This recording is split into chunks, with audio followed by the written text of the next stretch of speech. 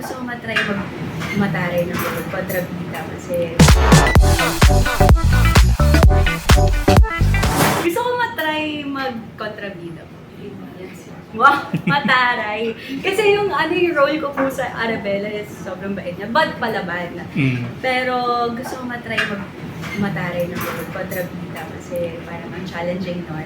But of course, gusto ko rin mag-drama. Matry mag-drama. First thing that comes to my mind, of course, my girl crush. Talaga ultimate idol ko. Ever since before pa ako pumasok ng GMA and all, si Miss Kaylin Alcantara. Yes, sobrang, galing niya. And nakakatuwa po kasi kasama ko po siya now sa Shining Inheritance. Hindi ko ma-explain kasi hanggang ngayon hindi pa rin ako makapaniwala. And yung role ko pa doon is kaibigan niya.